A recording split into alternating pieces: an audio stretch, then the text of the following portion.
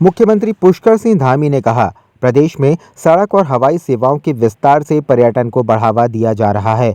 उत्तराखंड का अपनी समृद्ध संस्कृति और विरासत के कारण देश दुनिया के पर्यटन मानचित्र पर विशेष स्थान है। उन्होंने कहा, यहाँ के त्योहार, मेले, उत्सव, बीमे, लोक संस्कृति, हस्तशिल्प, नैसर्गिक प्राकृतिक सौंदर्य, लोक संगीत एवं नृत्यों की विविधताएं सैलानियों के लिए आकर्षण का केंद्र रही हैं। सीएम ने पर्यटन दिवस पर प्रदेशवासियों को शुभकामनाएं दी।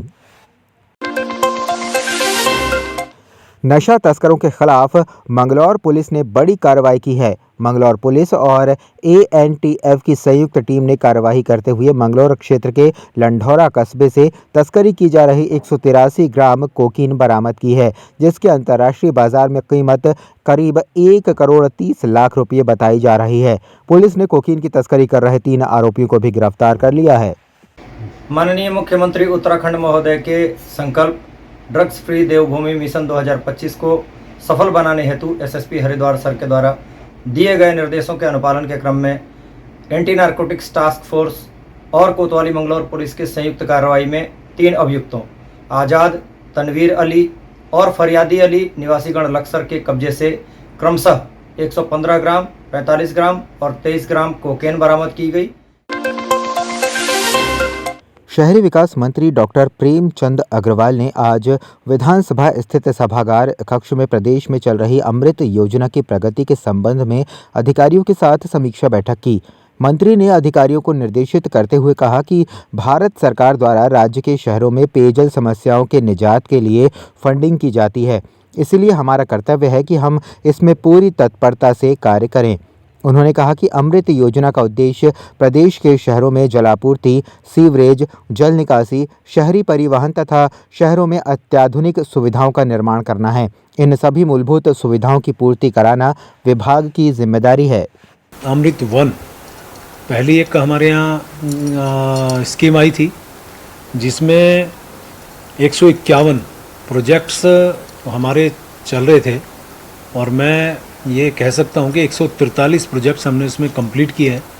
8 जो प्रोजेक्ट्स हमारे अभी बचे हैं, हालांकि उसमें काम प्रगति पे है, मैंने आज कहा है कि उसे बहुत जल्द आप पूरा करिए। दिसंबर 24 यानी कि अब से 3 महीने बाद उसको कंप्लीट करना है, ऐसा मेरे द्वारा कहा गया है, ताकि जो हमारे लाभार्थी हैं या जो लोग हैं उनको इसका सीधा लाभ मिल सके। और उसी के बीच हमारी एक स्कीम चली है अमृत 2 2021 से लेकर 2026 तक, और उसमें आप जानते हैं कि हमने उसमें जो प्रोजेक्ट्स लिए हैं, और खुशी की बात यह है कि हमारे यहाँ ज़्यादातर काम पे हम लोग तेज़ी से काम कर रहे हैं। इसमें हमारे पास कुल मिला के 19 और 8 27 शहरों को उसमें लिया है। पहले फेज़ में आप कह सकते हैं कि 233 करोड़ के काम हैं। राजधानी देहरादून में ईवी चार्जिंग स्टेशंस के लिए डीएम सिविल बंसल ने टीम गठित कर 9 स्थानों का चयन कर लिया है। ज़रूर शहर के मध्य में यह सभी एवं चार्जिंग स्टेशन लगे जाएंगे। आपको बता दें कि इन्हें स्थापित करने में ज़िला प्रशासन कोई पैसा खर्च नहीं करेगा। इसके साथ ही शून्य निवेश मॉडल के तहत ईवी चार्जिंग स्टेशंस का निर्माण राजधानी देहरादून में किया जाएगा। राजधानी देहरादून में इलेक्ट्रॉनिक वाहनों का आंकड़ा 10,000 के पार पहुंच गया है, लेकिन चार्जिंग स्टेशन नहीं होने के कारण आम जनता को समस्या आ रही है। एडवांटेजेस प्रमुख रूप से 2 हैं। ये हमारे हार्ट ऑफ द सिटी में होंगे जो लोकेशंस हैं, और सेकेंडली ये ज़ीरो इन्वेस्टमेंट मॉडल है। So without spending any rupee, I would be getting 9 high-tech charging stations, और जिससे जो हमारे EV व्हीकल्स है उसको काफ़ी बढ़ावा मिलेगा। लास्टली हमारी लाइटिंग व्यवस्था को लेके सभी क्वार्टर से बहुत शिकायतें प्राप्त हो रही थी, तो इसमें मेजर स्ट्रक्चरल चेंज करते हुए हमारी नगर निगम की टीम्स ही ऑपरेट करेंगी अब से, लेस्ड विद व्हीकल्स। उनको वर्क डिस्ट्रीब्यूशन, उनका रोस्टर निर्धारित रहेगा, पब्लिक व्यू में रहेगा। उत्तराखंड कांग्रेस की प्रदेश प्रभारी कुमारी शैलजा के साथ हरियाणा में हुए दुर्व्यवहार को लेकर भाजपा लगातार कांग्रेस पर हमलावर है और कांग्रेस संगठन पर लगातार तंज कस रही है, जिसके उत्तर में कांग्रेस प्रदेश अध्यक्ष करण माहारा का कहना है कि मेरे प्रभारी और मेरे बीच या मेरे प्रभारी और मेरी पार्टी में क्या चल रहा है, इससे भाजपा को कोई मतलब नहीं होना चाहिए। माहारा का कहना है कि भाजपा हमारी प्रभारी से डरी हुई है, क्योंकि उनके कार्यकाल में ही हमने भाजपा की पूर्ण बहुमत वाली सरकार रहते हुए 2 उपचुनाव जीते हैं। मेरे प्रभारी और मेरे बीच में या मेरी पार्टी और मेरे प्रभारी के बीच में क्या है, इसकी चिंता बीजेपी को करने की आवश्यकता नहीं है। वो प्रभारी से घबराए हुए हैं, वो कांग्रेस से घबराए हुए हैं, क्योंकि प्रभारी के रहते हुए ही हमने 2 बाई इलेक्शन इनकी सरकार रहते हुए इनको हराने का काम किया है। इसलिए प्रभारी और मुझ पर आक्रमण करना तो स्वाभाविक बनता है।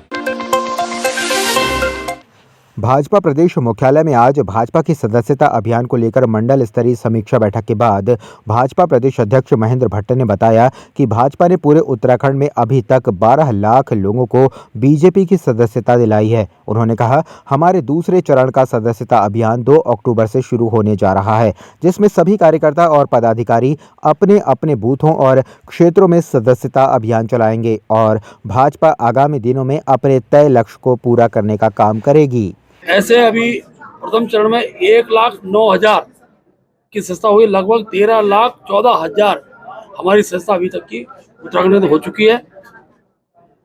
3 बूथ ऐसे हैं जहां भाजपा को जितने वोट पड़े थे लोकसभा विधानसभा, जो ज्यादा वोट थे वो उतने सदस्य बूथ हमारे बन गए हैं। उनमें ऋषिकेश का बूथ क्रमांक 85, मेरा स्वयं का बूथ बद्रीनाथ विधानसभा बूथ क्रमांक से 75 और विकास नगर का बूथ क्रमांक 8।